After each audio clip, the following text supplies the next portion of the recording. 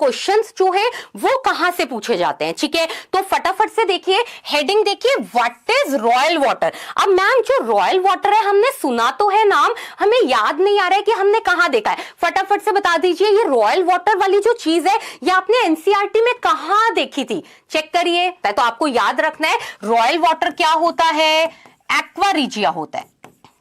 तो ये किस चीज का सोल्यूशन है, ये आपका कंसंट्रेटेड HCl और कंसंट्रेटेड HNO3 का सोल्यूशन है, राइट। ये सब बच्चों को याद रहता है कि कंसंट्रेटेड HCl है और कंसंट्रेटेड HNO3 है। अब ध्यान से सुनना कि आप गलती कहां करते हो। आप क्या गलती करते हो, जब भी आप ऐसे लिखते हो कंसंट्रेटेड HCl और आपने मिक्सचर लिया है साथ में कंसंट्रेटेड HNO3 का, दैट मींस आपने नाइट्रिक एसिड लिया है और साथ में क्या लिया है, हाइड्रोक्लोरिक एसिड लिया है। तो यहां पे रेशियो में गड़बड़ नहीं करना है। अगर आप कंसंट्रेटेड, ध्यान से देखो, कंसंट्रेटेड हाइड्रोक्लोरिक एसिड ले रहे हो और कंसंट्रेटेड नाइट्रिक एसिड ले रहे हो, तो यहां पे इसका रेशियो 3 रहने वाला है और इसका रेशियो 1 रहने वाला है। अगर एमसीक्यू में क्वेश्चन आता है और आप देखते हो कि वहां पे 1:3 लिखा हुआ है, तो ध्यान से क्वेश्चन को पढ़ लीजिएगा कि कंसंट्रेटेड HNO3 और HCl में कहीं हमने उल्टा तो नहीं कर दिया है। तो ये बात का बिल्कुल ही और बिल्कुल ध्यान रखना है कि यहां पे आपकी गलती नहीं होनी चाहिए। जो आप HCl का पार्ट लेने वाले हो वो कितना लेने वाले हो, 3 लेने वाले हो,